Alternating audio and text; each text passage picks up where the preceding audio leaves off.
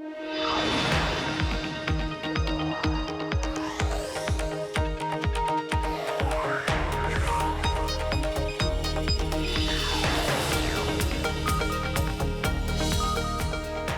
Caroline Hyde. This is the best of Bloomberg Technology, where we bring you all our top interviews from this week in tech. Coming up, the US hits Russian officials with sanctions over what Washington says was an unprecedented attempt to interfere with the presidential election. Plus, the rise of the robots with US jobs in the crosshairs. We'll discuss whether humans and AI can peacefully coexist inside America's offices. And we'll take a look at biggest tech breakthroughs of 2016, from personal AI assistants to reusable rockets becoming a reality. But first, to our lead. The Obama administration has imposed sanctions against Russian officials and state institutions in retaliation for hacking Democratic Party emails. It's the first public retaliation for the US officials have said was an unprecedented attempt to interfere with the 2016 president election. We spoke with Tara Mahler, former CIA analyst and now senior policy advisor for the Counter-Extremism Project, along with Bloomberg's foreign policy reporter, Nick Wadhams. There are 9 people and entities mentioned on this sanctions list. Crucially, there are 2 really big names. One is the FSB, which is sort of the inheritor agency to the KGB, so Russia's prime intelligence agency. The other is its military intelligence service, the GRU. So, I mean, we've been speaking to analysts all afternoon who say, you know, you won't necessarily see individuals at the GRU targeted as a result of being on that, being mentioned there, though individual members of the GRU are actually mentioned as among the 9. But it really is sending a huge signal from the Obama administration saying, pointing out the sort of seriousness of their intent to name and shame Russian individuals and entities as they press ahead looking for ways to punish Russia for the election-related hacks. Tara, the name and shame approach has been used by the Obama administration before, but could there be any covert actions going on as well? Absolutely. You see this move today. This is the Obama administration's parting shot against Putin. This is their overt parting shot. The diplomatic sanctions, the expulsion of diplomats, and the economic sanctions that you're seeing them publicly announce. Having said that, that does not close the door to covert measures. That does not close the door to potential covert cyber measures. And we may or may not know about those if and when they happen.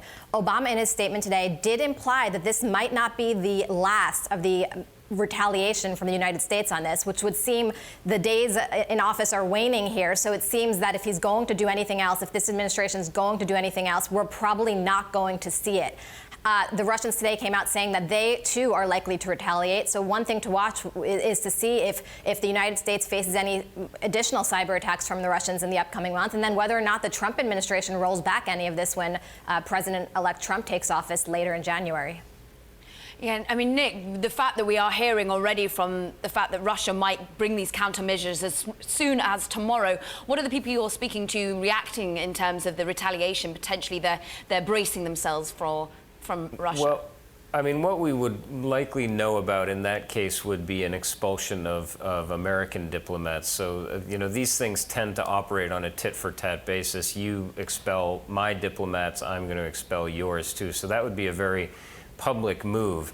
You know, I think one of the things, though, that the Obama administration was weighing in the last couple of months, these are discussions they've been having for quite some time, is how far down this path they want to go. Because if they continue with covert actions as well and press ahead with actions that would perhaps attack Russian infrastructure or wipe hard drives owned by hackers or delete their Bitcoin accounts or whatever it is, I mean, then you're really getting into almost a cyber war type of situation, and that could escalate much more quickly. So this isn't just the sort of expulsion of diplomats, which sort of has history, you know, there's a long historic precedent for that over years and years. But when you come to really escalating cyber war between 2 major world powers, you know, that's something the Obama administration and the Trump administration would want to consider very carefully. I mean, interesting you mentioned the Trump administration there. We've heard that, of course, these sanctions were, in many parts, bipartisan. We saw across the benches either side wanting to push for such action. But it looks as though Donald Trump himself perhaps has been a little bit cooler to want to see any rapprochement of Russia. We heard from him discuss this just yesterday. Have a listen. I think we ought to get on with our lives. I think that computers have complicated lives very greatly. The whole, age of computer has made it where nobody knows exactly what's going on. We have speed, we have a lot of other things, but I'm not sure you have the kind of security that you need. Tara, he sort of says everything and nothing there. The fact that he wants people to get on with their lives, though. But what do you think is going to be the reaction of Donald Trump if he soon moves into leading the country? Will he unwind all of this?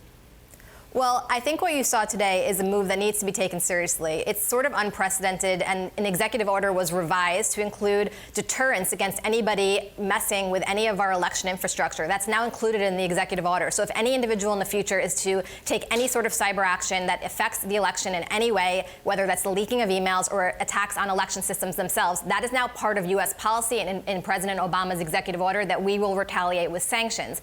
Now, it remains to be seen how Donald Trump will react. I mean, to say that computers complicate our lives doesn't really seem like a policy response. The reality is cybersecurity is one of the foremost threats the United States faces in terms of cyber attacks on our infrastructure, cyber attacks in terms of economic espionage on private companies, on our facilities like the Pentagon, on our nuclear facilities potentially. This is a serious issue. So to just sort of brush it aside with the remarks last night doesn't really demonstrate a clear cyber policy. And I think it will be interesting to see what Donald Trump does in response to this Russian activity when he takes office. And also, the action taken by the Obama administration today is not just about Russia. Part of imposing sanctions, diplomatic or economic, in response to a problematic behavior, in this case, a cyber attack that impacted DNC servers and emails, is to deter future non-state actors, future state actors from doing this sort of activity again. So taking a position on this is key to prevent that, not just in terms of punishing Russia. And I think that,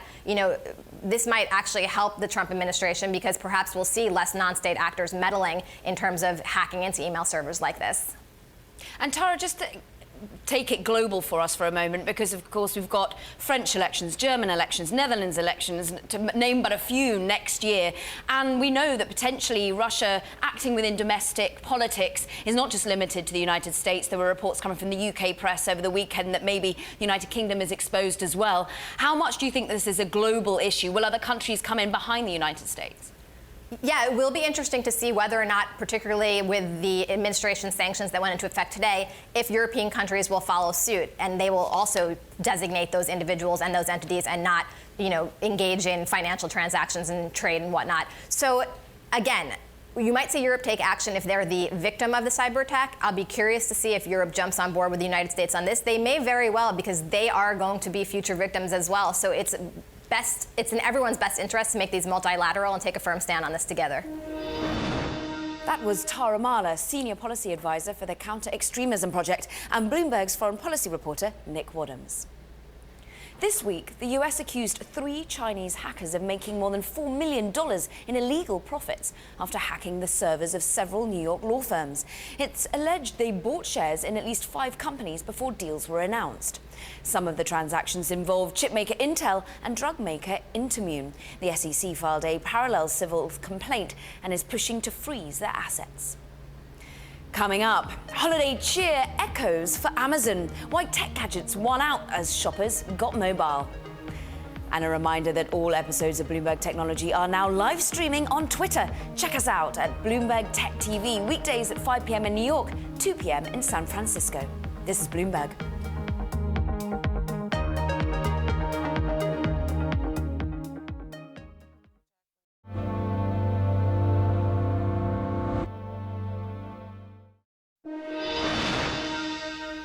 The consumer came roaring back this holiday season. US consumer confidence came in better than expected in December, making its biggest gain in more than a decade. Could the boost in sentiment pay off for the retail sector during the crucial holiday season? Well, certainly there were signs of consumer strength in the online space. Amazon reported its best holiday season yet, having shipped 1 billion items. We dug into the online retailer and its record sales of Alexa devices with Bloomberg News consumer reporter Shannon Pettypiece and Bloomberg editor-at-large Corey Johnson. Amazon is very fast and loose with the numbers they throw out there. The fact that this is the biggest holiday ever, if it wasn't, it'd be a disaster because the expectation was for 25% year-over-year sales growth, and that includes Amazon Web Services. But they told us they sold 9 times more Alexa devices as last year. but we don't know how many they sold last year, so we don't really know what that number means. And the company is very reticent to release any sort of actual figures out there. Now, Mark Mahaney at RBC Capital Markets estimated about mid-year the company had sold about $1 billion top line of Alexa products for perhaps very, very little profit. But the notion that that could be a much larger number now coming into the end of this year, let's say it's 3 times that number, that starts to be a significant number, maybe not an Amazon scale where the company is expected to do about $45 billion in revenues for the quarter. But still, selling a lot of these things is good, not just because it works for Amazon, but it creates a flywheel effect where people use the Alexa. One of the things that Mahaney found out with a study they did earlier this year is the more people have Alexa or Amazon Echo devices, the more they use Amazon. Yeah. So if you can put these things and get people to pay for it in their house, they end up being more frequent customers in the same way that Amazon Prime customers become more frequent customers of Amazon. More addicted to the ecosystem. Shannon, great to have you on the show on this festive series. Part of the day, but give us a sense of the mobile element that you're covering. How much, there seems to be a real buoyancy in how much we're all getting geeky about the way we shop. Oh, well, yeah, and I think before the big brick and mortar retailers used to talk about their app, and I think people kind of glazed over, but now it's the battle of the apps, really, between these retailers. They know that consumers are only going to be using a couple apps on their phone. Amazon is really dominating that space. Maybe there's a couple other retailers who can make a dent there to have, you know, the app on your phone that you're using in mobile in real time, ordering things while you're lying in bed at night, in the store, price checking from your app. So I think more and more the debate is not going to be around who has the best website, but who has the best app and the best mobile platform, because that's really where consumers are moving in the retail space.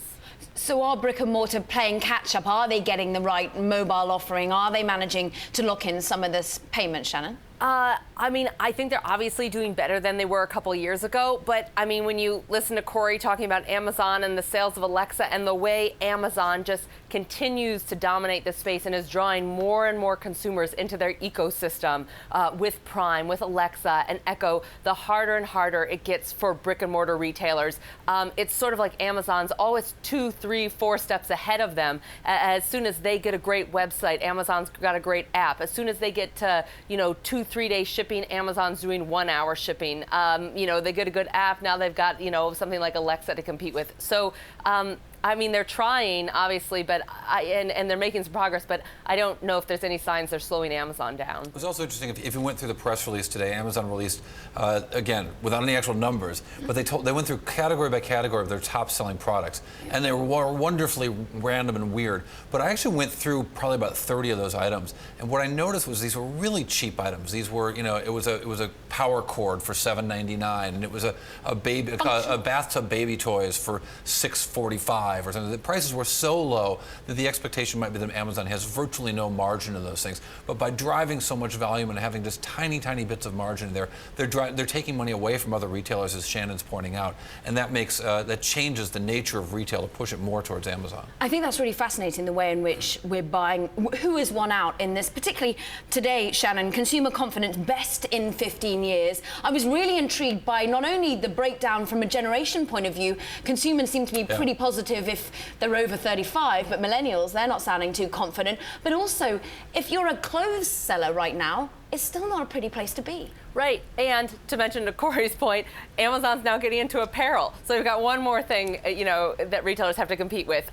Yeah, this year for apparel, I mean, I don't know if it's going to be catastrophic, but it's not going to be awesome. And given where the consumer's at, it could be awesome. But the consumer's just not wanting to spend on apparel. There's not a newness, there's not innovation going on there. There's a lot more excitement happening in other areas like tech right now, where they, you know, rather be spending their money. And so the retailers were forced to offer bigger discounts than ever this year. So maybe you were able to get the same number of presents for the same number of people, but you paid less and the retailers got a smaller margin on it. So I don't think we're going to see nothing really has changed, at least this holiday season compared to last season, I don't think. Maybe we'll see an incremental benefit, but not a huge boost for the retailers.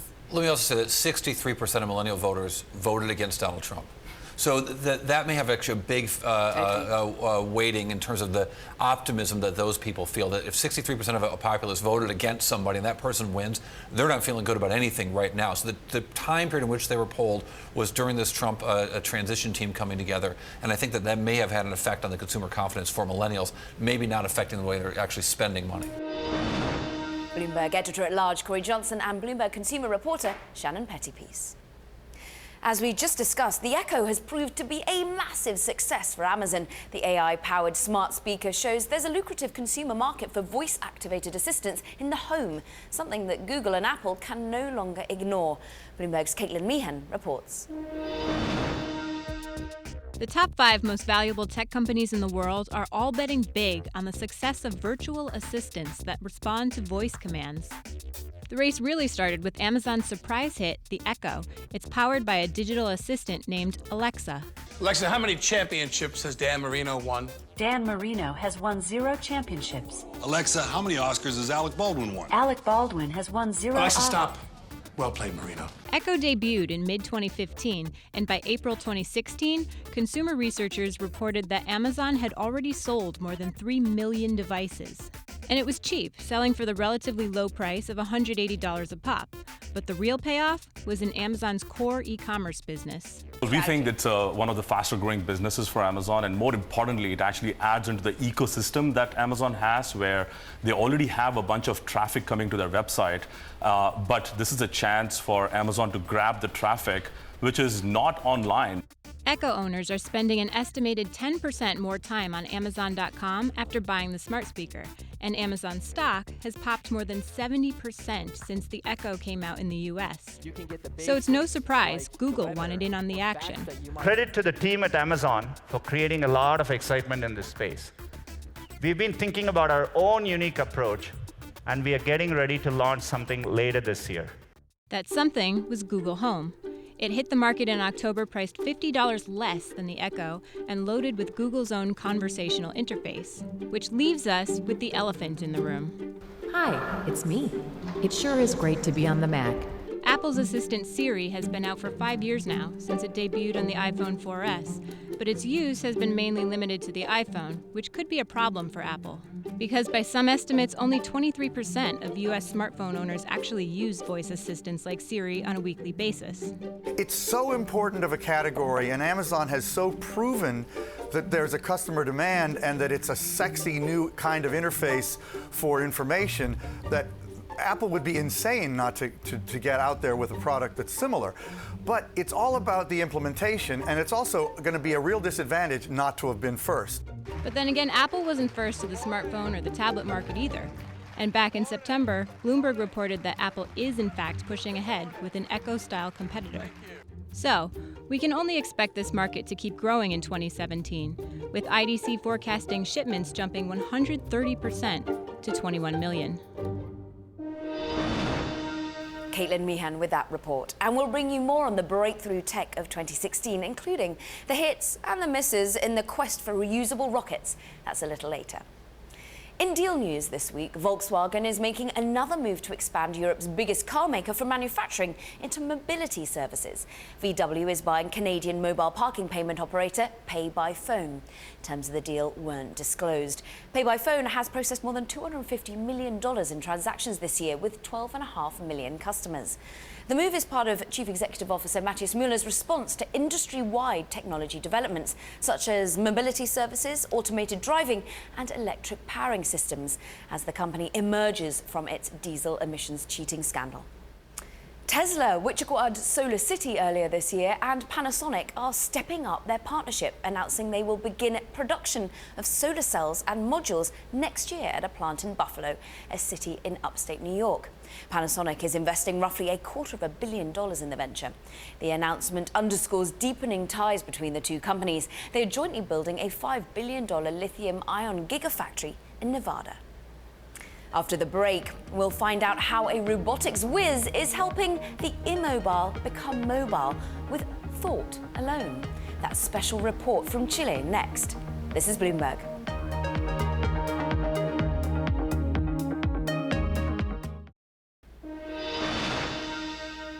Welcome back to the best of Bloomberg Technology. Jerusalem-based software firm Mobileye announced a partnership with Hyde, the mapping consortium made up of German automakers. This is one of several partnerships forged between tech and auto firms this year, as self-driving technology rapidly grows. Under the deal, Mobileye's software, which uses sensors and data analysis to find a car's position on the road in real time, but it will be integrated into Hyde's navigational mapping technology. Shares of Mobileye rose on the news, the most since August. This year, Bloomberg Businessweek's Ashley Vance has crisscrossed the globe to see how pioneers in different countries are pushing the limits of technology. In the season finale of Hello World, he travels to Chile to see their unique take on the incubator concept. Take a look. It's called the Idea Factory, or IF, for those into the whole brevity thing. They support tech with a do-gooder bent. Politicians stop by to schmooze. Kids get a chance to learn. It's not a factory designed to build the next Google or Facebook. IF focuses on things for Chile and South America. And they've got hyper-local branches hidden in unexpected corners of Santiago. There are tech incubators all over the world, but you won't find many in a neighborhood like this. IF has another building here that's been set up to inspire local youngsters and give budding inventors a helping hand. Here in Recoleta, things are a bit more lively than in Palo Alto. And it suits the place. I showed up on a demo day when kids from the neighborhood pour through the gates to check out IF's gadgets. There was plenty of eye candy, but nothing beat this. Hello, robots. It's like every other video conferencing robot on a stick, but this one is basically lethal.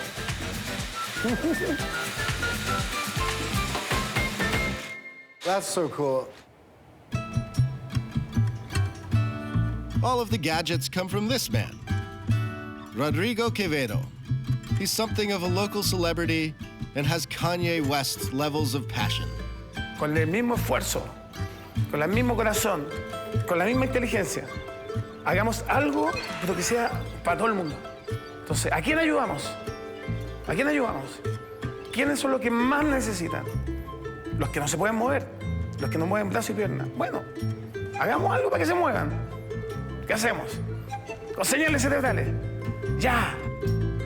Rodrigo was an officer in the Chilean army and then an engineer until he had a revelation and became a robotics entrepreneur.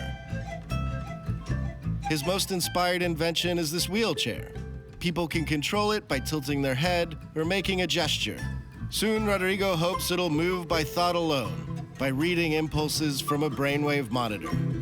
Ahora, ¿quieres probar la silla? Sí, sí, sí. Bienvenido. Ahora estamos haciendo todo mucho más pequeño y este es el primer modelo funcional. Rodrigo's helpers were surprisingly gentle as they gave me the power of telekinesis. Y para encender el sistema, hace uno.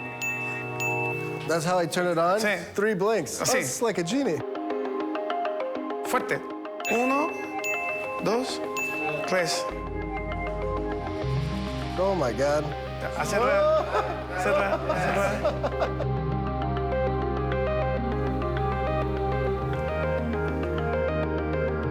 That's crazy. It's amazing. Es fácil.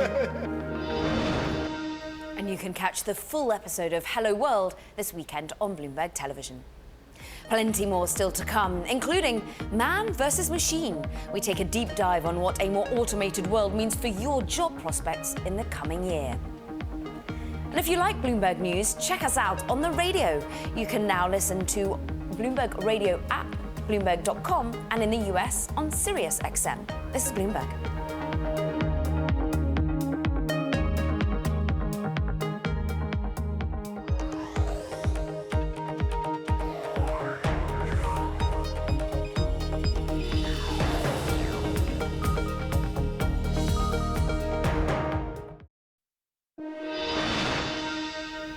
Welcome back to the best of Bloomberg Technology. I'm Caroline Hyde. This year's $85 billion deal between Time Warner and AT&T has many wondering if mergers like this will be the new normal going into 2017. Network owners are under growing pressure as they continue to lose customers to online services like Netflix. So has cable TV reached a tipping point? We put the question to Bloomberg editor-at-large Corey Johnson and Jerry Smith, Bloomberg News media reporter. You think about the television industry, it's sort of like a slowly melting ice cube. There's still about 98 million people in the U.S. that subscribe to pay television, but it loses a couple million subscribers each year. And eventually, you know, media companies are starting to look around and say, you know, this isn't an industry that's growing anymore. Maybe we need to partner up and find someone, whether it's another distributor or partner with, do a merger with another media company potentially. You know, everyone's sort of looking around in this fast-changing landscape and looking for some security. Corey, not an industry that's growing TV, but there is an industry that's growing on the back of it, the likes of Hulu, Netflix. Are they really the disruptors in all of this? I think certainly so, and I think this over-the-top notion, the way that people are subscribing to TV very differently and viewing TV very differently, is a clear and present danger to the existing media companies, and I think they know that, right? We can see the responses. Companies like Time Warner that have had great success with their HBO Go product, from what we can see, and other companies struggling with these things. But I think there's also a belief that under a Trump administration that they will be much more business friendly and let businesses do what they will. Look, the reason that some of these deals have been opposed by the Justice Department, and some of these deals didn't even happen because they knew they'd be opposed by the Justice Department, isn't because there were more Democrats on the FCC than there were the Republicans, or that because, of course, there will always be that kind of imbalance, one party or the other, as mandated. And that the Justice Department is different under a different administration. The reason they oppose it is because it was bad for the consumers. And that the effect on consumers won't be different based on who's in office, but the approval of these things might be different. Jerry, we just heard Corey talking about the way in which the older media companies have responded. Some of them offering skinnier bundles, the fact that you don't need all 100,000 channels or options, maybe a fewer. Is that catching on? Yeah, I mean, we're seeing more and more of that. You know, just recently, AT&T introduced DirecTV Now, which has a starting price of $35 for 100 channels, although the price eventually goes up. But you know, it remains to be seen how popular these are, but if they do catch on, there's a real threat to a lot of these smaller cable channels. You know, some of these media companies have more than 20 cable channels, and a lot of them get very little viewership. And if, you know, these packages catch on where there's only 20 or 30 channels in them, we'll start to see a lot of those marginal channels potentially get shut down. And potentially we'll see fewer of those names next year, Corey. We might see them eating each other. And it matters, too, from an editorial standpoint, right? On the news basis, we want to have lots of providers of news, not very few. From an entertainment basis, we've seen some great entertainment come out of Netflix with House of Cards. We've seen Narcos has been very successful. Luke Cage has been terrific. Shout out to my friend Cheo who produced that show, but it's a fantastic show.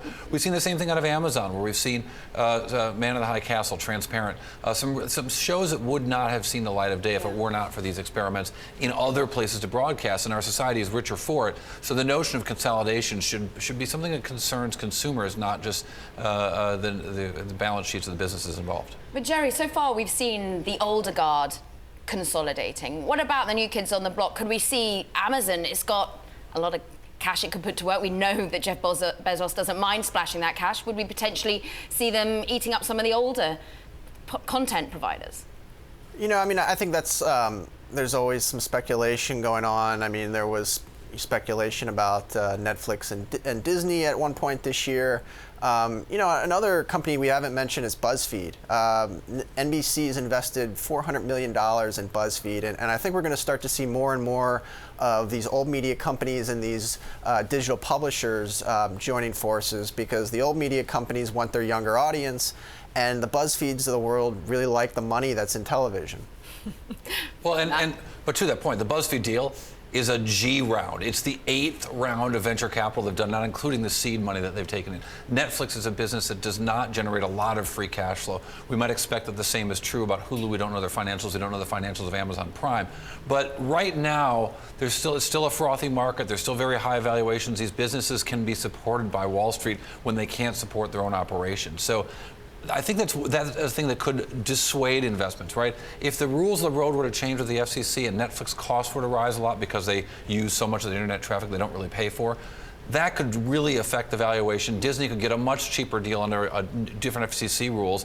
Right now, Netflix can sustain themselves thanks to Wall Street, but not thanks to their own efforts. That sort of keeps these acquisitions from happening anytime soon.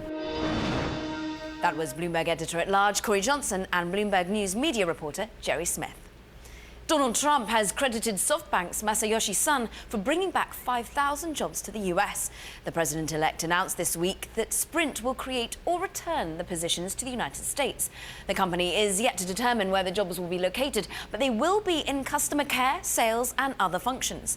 The announcement came weeks after Japan's Sun pledged to invest $50 billion into the US economy, and the jobs are part of Sun's overall 50,000 job commitment.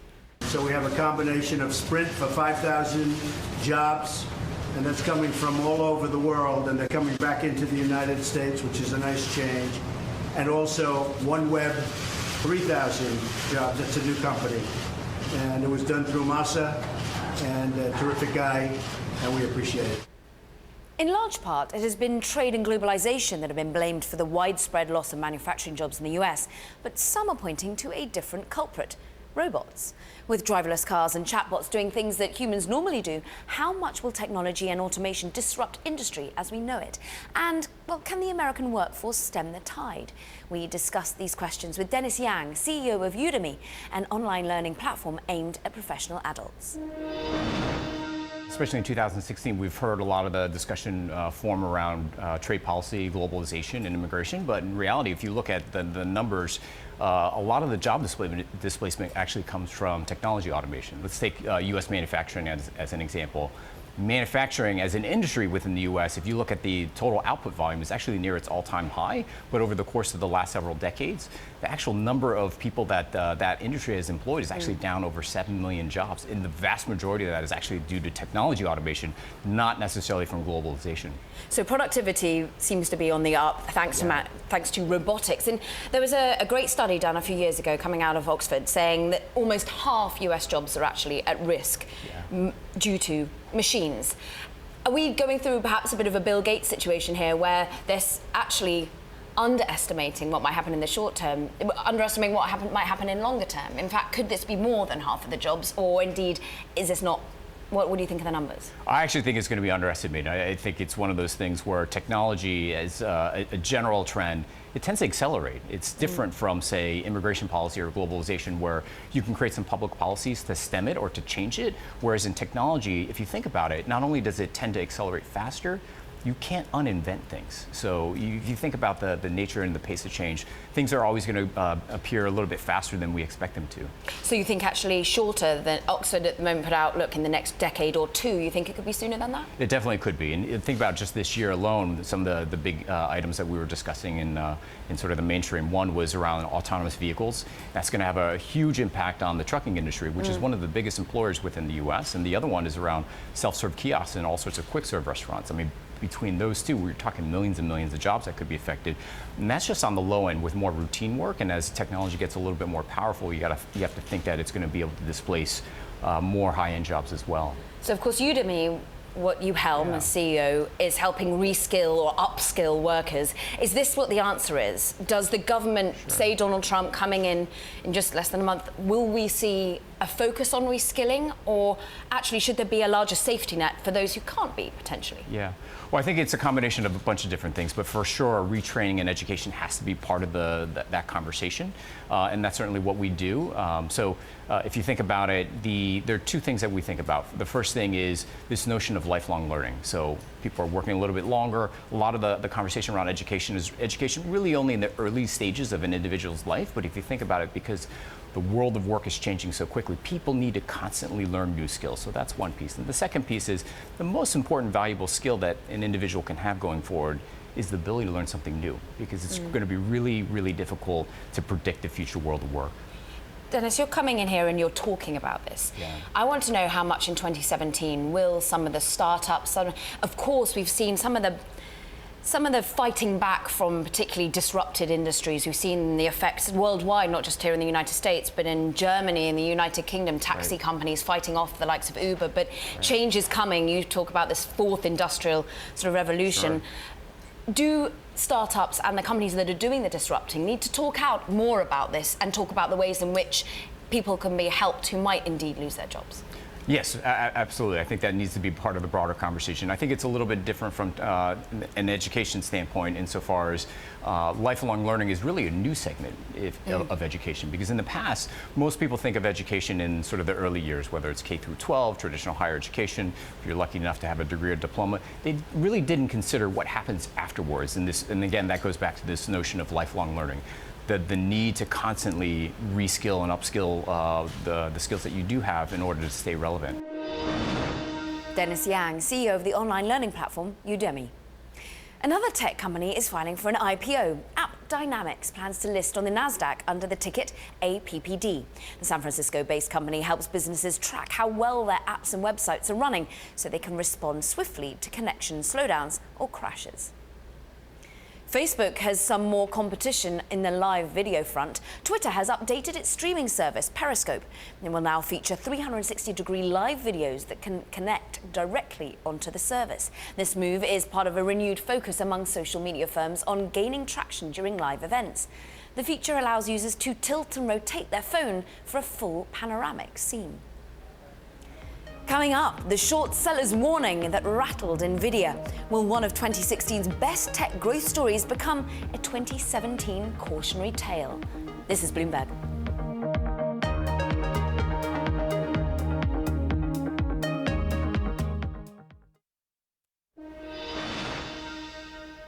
It was a big week for chipmakers. Qualcomm was slapped with an $853 million fine in South Korea for violating antitrust laws, raising new questions over the profitability of its licensing business. While shares in Nvidia fell the most in 19 months after Citron Research came out bearish on the company, saying the stock belongs at $90. We broke it down with Bloomberg editor-at-large Corey Johnson and Bloomberg Technology's Ian King. Well, there are a lot of risks which everybody's been sort of pointing out for some time. He isn't really breaking a lot of new ground. What he's saying is that this is a company which has done well in gaming. A lot of the growth that it's actually put up has come from gaming. All of these new markets, the automotive, the AI stuff, they're fine, but they're relatively limited at this point. And he's pointing out that, you know, a lot of what the new news story hasn't really manifested itself, and it faces a lot of competition there. You dig into the Bloomberg, you look at some of these technical indicators. I was checking out the RSI Relative Strength Index. It was well above 70. Absolutely. We're now passing back down after the slump. It was the worst day in 6 months for the stock, but still, if $90 is the call, that's still some 18% to go. How much, Corey, should we be listening to these calls coming from Andrew Left? I know you know him. Andrew Left is a genius, but maybe not in this case. I like Andrew Left a lot. He was about Valiant Pharmaceuticals. That's where he really got his name, right? Yeah, he's had some good calls over the years. I shouldn't call him calls. He does some really good research, or has access to some other good research, but it tends to be in more obscure names, and it tends to be smaller cap stuff. That's the place where I think he adds the most value. When it comes to big cap names that he's called overvalued and things, I don't think that that's his very best suit.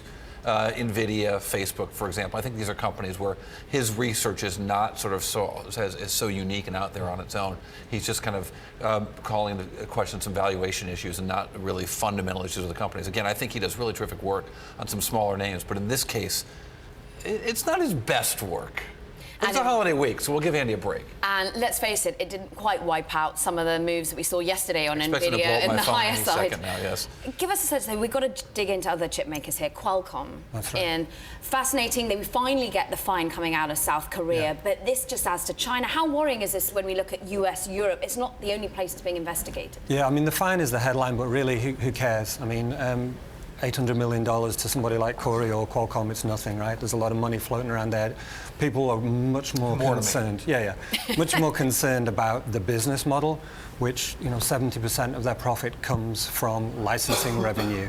So anything that potentially affects how they're able to levy licenses on phones, that's a big deal, and that's the cumulative concern that's always been there and looks like it's manifesting itself a little bit more. But it seems like this also gets to the core of what Qualcomm is and how it's different than most chip makers out there, not just because it relies so much on intellectual property and licensing inventions as opposed to selling the physical chips that they make, but also that they have, with that business model, achieved market dominance such that their licenses or their technologies are written into the very code that makes mobile telephony work. Right. So you can't really make mobile telephony without Qualcomm chips. Well, that's precisely their argument. Without us, you're nothing. The modern world wouldn't exist, you know, in the sense that we've come to be used to it. So we should be getting our cut of that. So please hand over your money. And so far the courts have supported them. And what you've got to remember is they've been battling in and out of the courts everywhere around the world about the very fundamentals that South Korea found them guilty of transgressing yesterday for years, literally for more than a decade. And what happens is they tend to win. But in China, they have had to potentially reorientate the way in which they price their products? Well, that is the one way of looking at it. The other way of looking at it, which the stock market looked at it and said was, actually, you know, they weren't really allowed to do business in China at all. So fair enough, this is a reduced rate. That's not a good trend.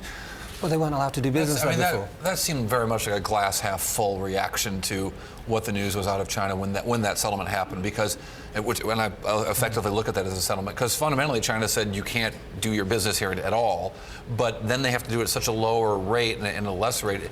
I'm curious, you know, also what you think of the argument, the Korean argument that says they can't or they shouldn't be allowed to bill against the entire handset, just against the chip. Well, how could that differ in their sort of regime of structure? Yeah. I mean, that's an absolutely huge deal. This is something that they've had to fight around the world in other places. In China, that was the concern, was what would happen there. Because, you know, a chip, $30, a handset, $700, $800 if you look at the full retail price. Obviously, 5%, 3% of $30 is a lot less than what they're getting right now. How much could this impact R&D going forward? I mean, this is their argument, the fact that our patenting, our licenses, the amount that we charge helps us refuel our research and development, help the ecosystem, but also it helps them in particular. It gives them a leading edge. Right. Is this a boon? Who should we see if Qualcomm does continue to see these sorts of concerns, and if we do see the share price continue to drop, who's the beneficiary on the flip side? Well, the beneficiary initially would be the handset makers, people like Samsung, and that's obviously what Qualcomm would argue is behind this. Yeah. They're going to be paying a lower rate, and so that for them that helps their margins. But Nvidia might be quite pleased. There's an element were there some anger towards Qualcomm in years gone by that perhaps they undercut the market, suppressed prices much below than it would to drive out sort of competition. I mean, there's been no price gouging. The arguments has been that they built this market position, which was almost 100% in some technologies at one point. Nvidia failed in mobile because they underestimated the power of the modem. That's a very different thing. It wasn't anything to do with Qualcomm's actual power there. There were other companies that were a lot stronger than Qualcomm in the past. Qualcomm bet on the right technology at the right time. That gave them this initial lead. There are obviously arguments about what they've done with this market power, but the technology decisions and the technology bets that were made back at the beginning of digital were won by Qualcomm. Bloomberg Technology's Ian King and Bloomberg editor-at-large Corey Johnson. Facebook and Google reigned supreme in the 2016 app wars. The two Silicon Valley giants dominated the new list of this year's top apps, according to Nielsen. Facebook nabbed the #1 spot on the list with more than 146 million average unique users per month, a 14% growth over the last year. Not to be outdone, the company known for the world's most popular search engine grabbed the most spots on the list. YouTube, Google Maps, Google Search and email service Gmail all made it into the top 10. Coming up, we'll continue our focus on the tech breakthroughs of 2016 with a look at reusable rockets, the hits and the misses. That's next. This is Bloomberg.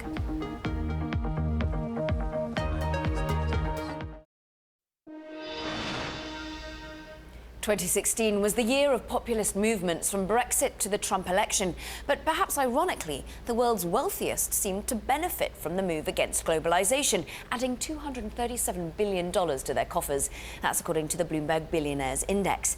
And when you break it down by industry, technology fortunes were the second best performing in the rankings, with 55 billionaires adding $50 billion to their net worth over the year, despite worries that a Trump presidency might introduce policies that could hurt their companies.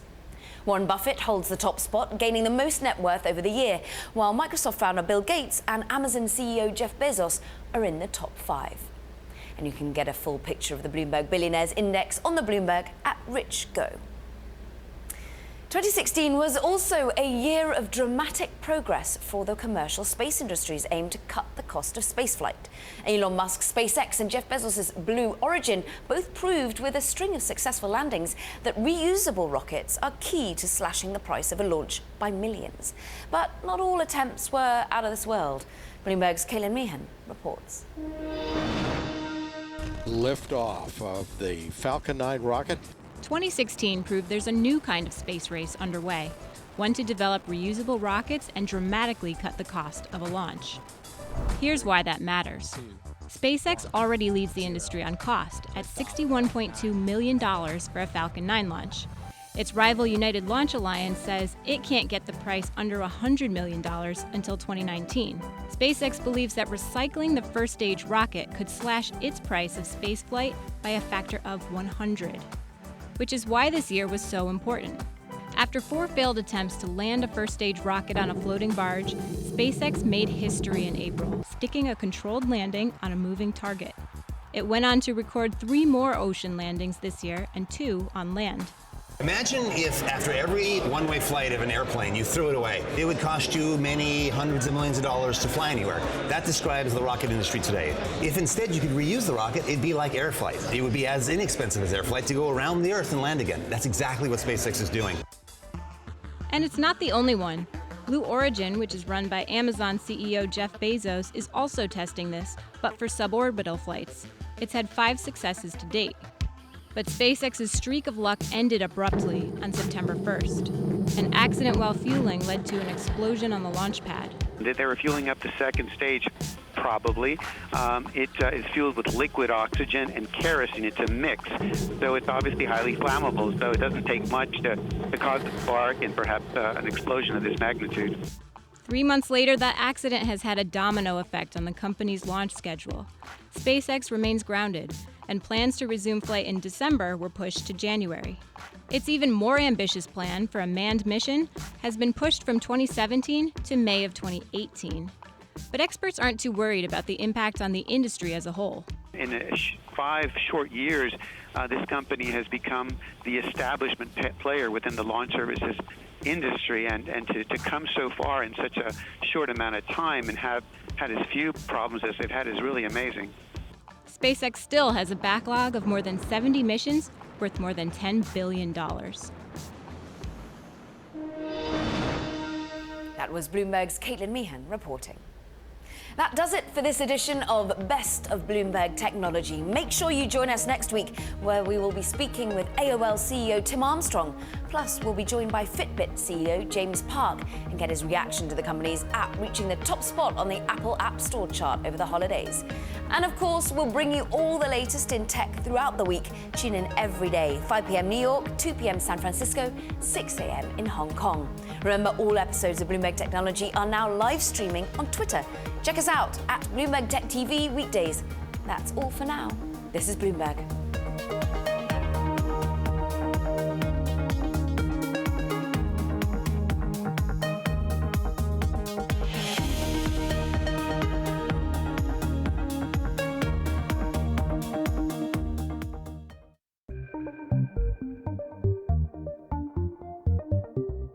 We're operating at a different frequency, at a different scale, right? We care about different things.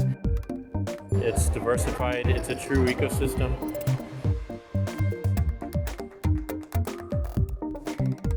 You're really changing industries and you're changing processes. You need those skills, you need that information.